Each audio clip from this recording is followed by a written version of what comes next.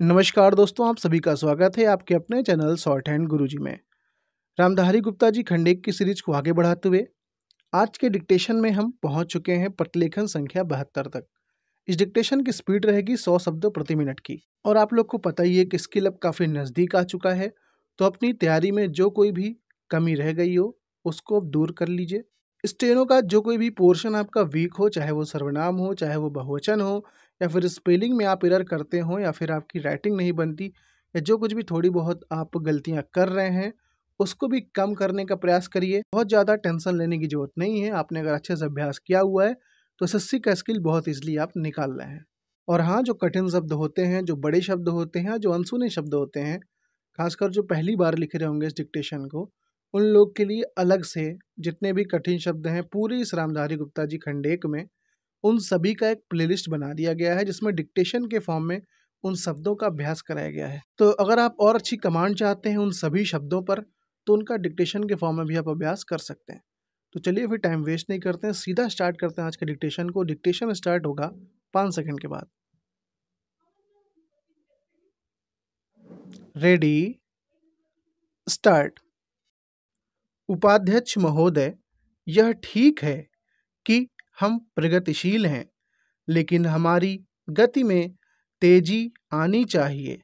श्रम की तरफ हमारा अधिक ध्यान जाना चाहिए। जो पंचवर्षीय योजनाएं हमने बनाई हैं, उनमें हमारा लक्ष्य केवल यह नहीं था कि हम अधिक अन्न पैदा करें। हमारा लक्ष्य यह भी था कि अच्छे आदमी पैदा करें, जिससे कि भारत में रहने वाले प्रत्येक नागरिक का ठीक विकास हो। मैं इस बात से सहमत हूँ कि राज्यों में जहाँ बहुमत के आधार पर विरोधी दलों की सरकारें हैं, उनको तोड़ने का अधिकार केंद्र को नहीं होना चाहिए, लेकिन फिर भी हमें स्थिति को देखते हुए भेद करना चाहिए। गुजरात की सरकार टूट गई, इसके लिए हमको अफसोस नहीं करना चाहिए। जहाँ तक इस बिल का संबंध है, मैं इसकी कमियों की तरफ आपका ध्यान दिलाना चाहता हूँ, जिससे कि आपको उसे ठीक करने की प्रेरणा मिले और इसको आप ठीक करके वहाँ का काम चलाएं। इसका आशय यह भी नहीं है कि जो पार्टी सरकार चलाती है वह सब सही काम करती है, लेकिन फिर भी मैं यह मानता हूँ कि जो गुजरात की सरकार टूट गई वह अच्छी बात हुई है। गुजरात के लिए आपने संसद सदस्यों की जो समिति बनाई है वह एक ठीक कदम है, लेकिन इस बात का आश्वासन भी आपको देना चाहिए कि राज्य और जिला स्तर पर जो समितियां आप बनाने जा रहे हैं उनको सर्वदलीय बनाएंगे, ताकि जनता की जो कठिनाइयां हैं वे आपके सामने प्रत्यक्ष रूप से आ सकें और उनकी भावना के अनुसार वहाँ पर कुछ काम हो सके। अगर ऐसी व्यवस्था नहीं होगी और बाहर के लोगों को आप उन समितियों में रखेंगे जिनको गुजरात की समस्याओं का कुछ भी ज्ञान नहीं है, तो परिणाम यह होगा कि आप गुजरात की समस्याओं को हल नहीं कर सकेंगे।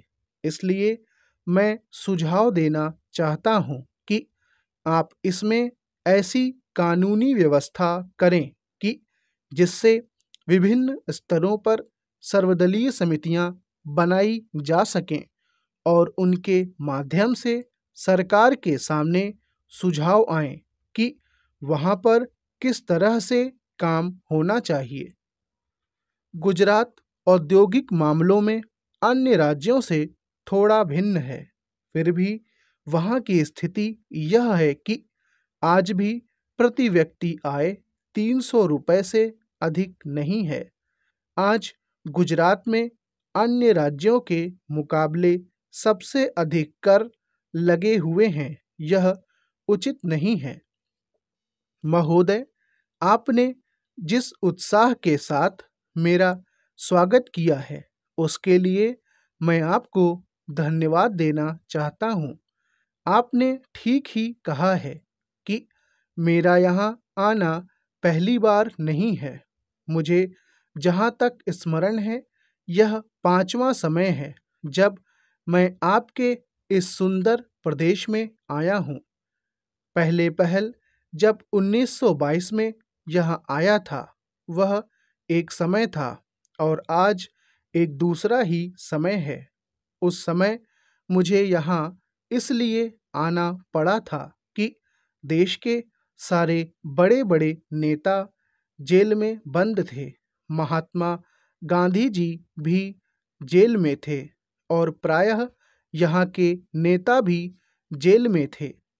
दुर्भाग्यवश या सौभाग्यवश किसी प्रकार मैं बाहर रह गया था और जब मुझे यह समाचार मिला कि इस प्रदेश में विशेषकर सरकार की ओर से बड़ी सख्ती हो रही है, तो मैंने सोचा कि यहाँ आना आवश्यक है।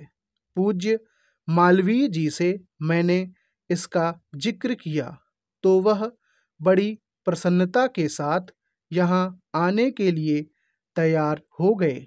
यद्यपि उनकी अवस्था उस समय अधिक थी, मैं तो उस समय नवयुवक था। हम दोनों यहाँ आए। यह आज से 32 वर्ष पहले की बात है और आपके इस सुंदर प्रदेश का मुझे पहले पहल परिचय मिला। कल जब मैं यहाँ आ रहा था, तो मार्ग में मुझे वह जगह दिखलाई गई जहाँ मैं बहुत कठिनता से रात भर बैलगाड़ी पर चलकर किसी प्रकार पहुँचा था। अब तो यहाँ पर कुछ कुछ अच्छी सड़कें भी बन गई हैं और कल मैं यहाँ कई मील दूर से मोटर गाड़ी पर चलकर पहुँचा। पर उन दिनों यहाँ पहुँचने का साधन केवल बैलगाड़ी थी और मुझे बैलगाड़ी से घनघोर जंगलों में यहाँ के 3-4 स्वयंसेवकों के साथ जाना पड़ा था। जब मैं उन दिनों की तुलना आज से करता हूँ, तो मालूम होता है कि इन कुछ वर्षों में कितना अंतर पड़ गया है। जो काम महात्मा गांधी जी ने स्वराज्य का, देश को स्वतंत्र करने का आरंभ किया था, वह काम देश के सौभाग्य, महात्मा गांधी की तपस्या और सब लोगों के परिश्रम तथा त्याग से सफल हुआ। 5-6 वर्ष बीत चुके जब से हम स्वतंत्र होकर पूरे दायित्व के साथ अपने देश का शासन चला रहे हैं। आज भारतवर्ष में ऐसा कोई स्थान नहीं है जहाँ के लोग अपना शासन स्वयं न चला रहे हों। महोदय, हमारा जो संविधान तैयार हुआ है, उसमें भी इस बात का प्रयास किया गया है कि देश में लोकतंत्र पूरी तरह से लागू किया जाए और जनता को लोकतंत्र की सारी सुख सुविधा मिल सके। सबसे पहले आपको इस बात के लिए धन्यवाद देना चाहता हूँ कि आपने मुझे इस सम्मेलन में कुछ कहने का अवसर दिया है। आपके सामने जो विषय आएंगे, वे इतने महत्व के हैं कि प्रत्येक हिंदुस्तानी, चाहे वह किसी भी काम में लगा हो, उन पर कुछ न कुछ ध्यान अवश्य देता होगा। यह एक मानी हुई बात है कि बच्चा जैसा तैयार किया जाता है, वह बड़ा होने पर वैसा ही निकलता है। शिक्षा का काम यही है कि उसको अच्छी तरह से सुलझे तरीके पर तैयार करे और उसको इस योग्य बनाए कि उसे जिस किसी भी काम में लगाया जाए वह उस काम को कुशलता और सफलता के साथ पूरा कर सके। हमारे देश में जो शिक्षा पद्धति अभी तक जारी है वह नई नहीं है, बल्कि यदि मैं यह कहूँ कि वह 125 वर्ष पुरानी है तो गलत नहीं होगा। 125 वर्ष पहले जिस उद्देश्य को सामने रखकर यह शिक्षा पद्धति जारी की गई थी वह उद्देश्य अब नहीं रहा, पर शिक्षा पद्धति अब तक लगभग वही है। मैं मानता हूँ कि इस बात का प्रयत्न किया जा रहा है कि उसमें परिवर्तन किया जाए जिससे हमें अपनी आवश्यकताओं की पूर्ति में सहायता मिल सके। जहाँ तक मुझे मालूम है इस काम में अभी तक हम सफल नहीं हुए हैं। मैं तो शायद यह भी कह सकता हूँ कि उस शिक्षा पद्धति को बदलने में जो प्रयास किया जाना चाहिए था वह अभी तक नहीं किया गया है। स्टॉप।